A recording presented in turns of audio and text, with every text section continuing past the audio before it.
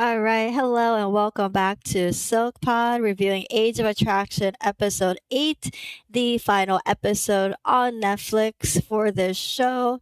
I am aware that there is a reunion episode or something like that on Nick Vile's channel. Um, Currently, I'm undecided on whether I will have a video on that, but for now, we are jumping right in. Well, I do have to mention this video may or may not be a lot shorter than my other commentary videos because I didn't have a lot to say, but we'll just see. So before the commitment ceremony, we have a few clips of couples packing their things and saying their goodbyes. I just made some quick notes here. First one is with Logan telling us how anxious he is and how he feels conflicted with the ups and downs of the relationship versus his desire to commit, which I wasn't really sure of.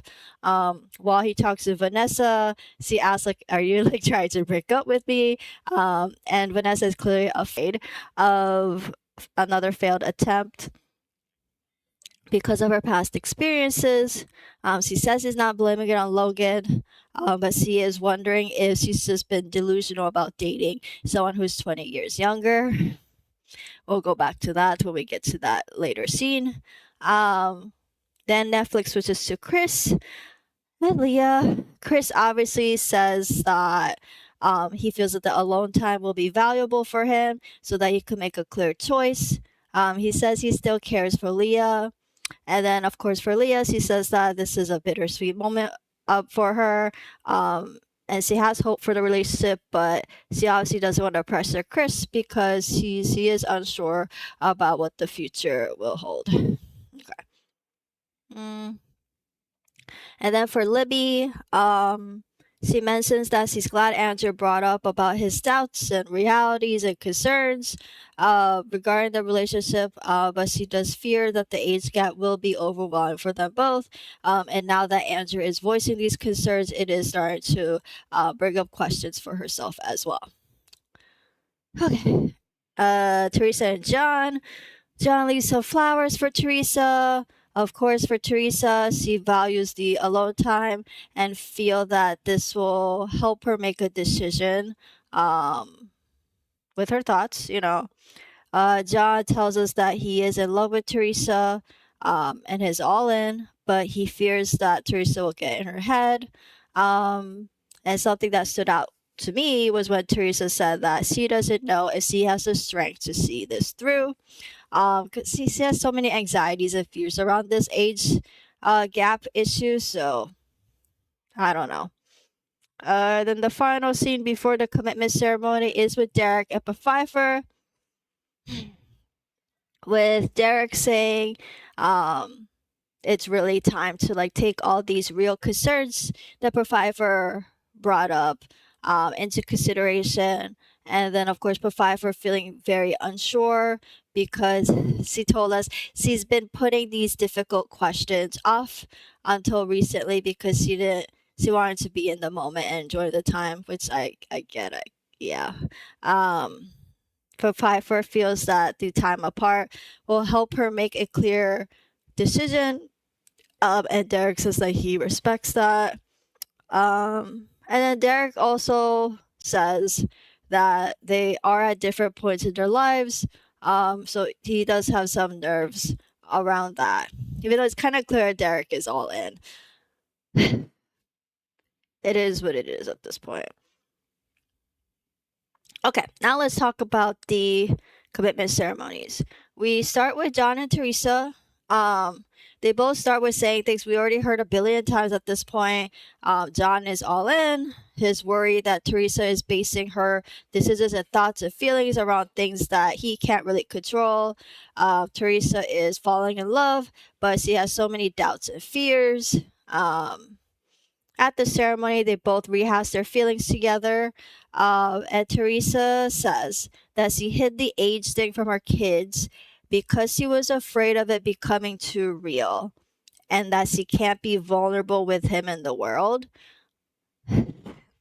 I think that's the most honest thing she has said on this show.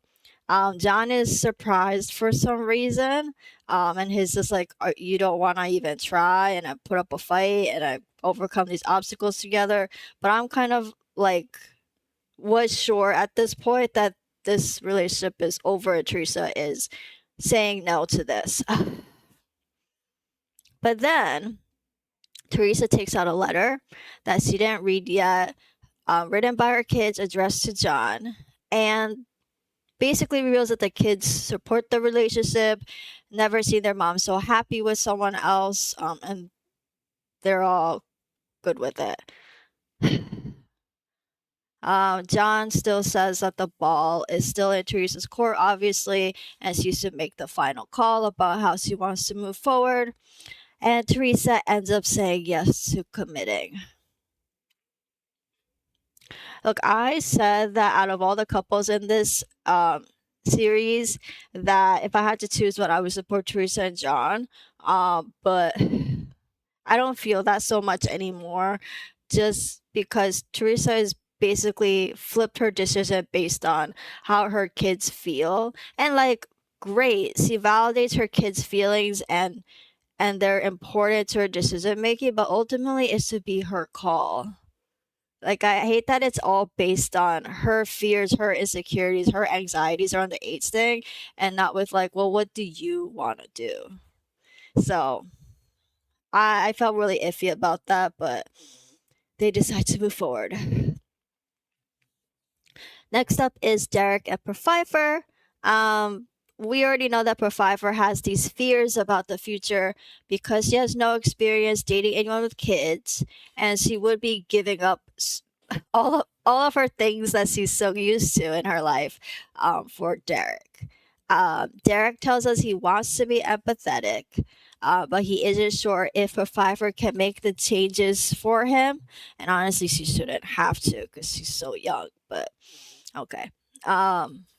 I was hoping Pfeiffer would say no because of all these doubts and feelings that were coming up for her in the recent episodes, but she ends up saying she can't imagine a future without him. Her age is really showing here. They both cry, and Derek promises to protect her and her heart. Doubt. And Derek gives her the keys to his place, and I'm just watching this fully disappointed.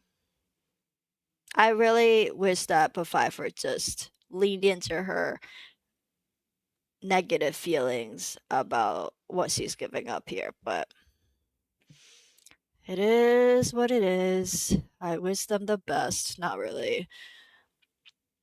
Okay. Next is Chris and Leah. Thankfully, went the way I predicted it to be. We start with Leah saying she's hopeful but doesn't know if Chris is ready, and Chris saying his feeling so uneasy, but he's just trying to lean into how he's feeling in his heart. Okay. At the commitment ceremony, Chris ends up saying the age gap is harder than we thought it would be. And for the first time in his life, it's just been so hard to be himself fully, basically due to the age gap, right? I mean, to be fair, that's I'm glad that Chris is being honest with his feelings. He goes on to say that it would be unfair on her and her family if he continued their relationship while not feeling 100% in, which is true. Leah tells us at the end that if Chris really loved her, he would have stayed. As he can't turn a boy into a man, and I understand Leah, and like I love Leah, she's great. But to be fair on Chris, I could totally see myself in my 20s if I was dating someone a lot older than me. Never happened, never will. Um, I don't think I could be completely vulnerable with that person. Like, I would still feel like, oh, this person's a lot older than me. I have to work on my emotions and part of my immaturity with my age and be more self-conscious about that. I get that. I totally get that. So I have sympathy for Chris. Might be a might be a contested opinion or something, but you know what? I'm on Chris's side on this. I think this is the best for them both. Hmm. Next up is Andrew and Libby, which I barely have any notes on because it was just a rehash of past conversations.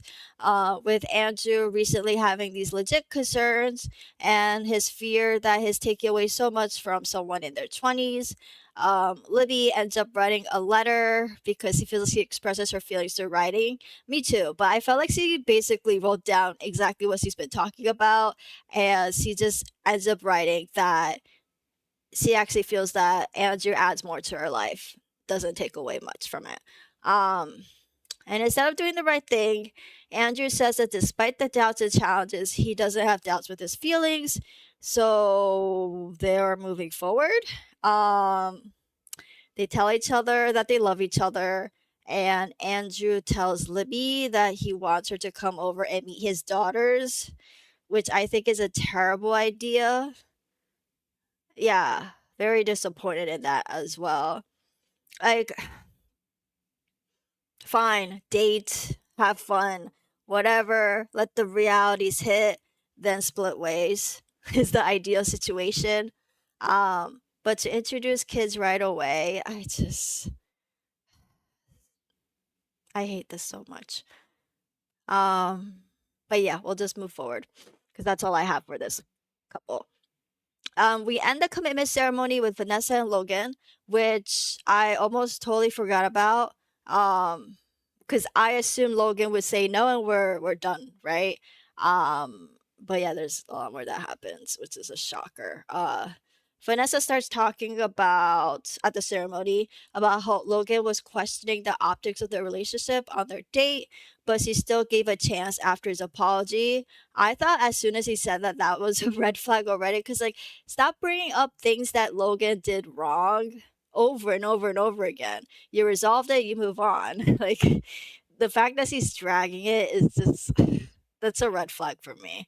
That's like, you gotta resolve these things with yourself. And then what happened in the beginning? Logan talks about how Vanessa challenges him and that maybe he's not the right man for her, and that he basically tells her, okay, I'm gonna need that promise ring back.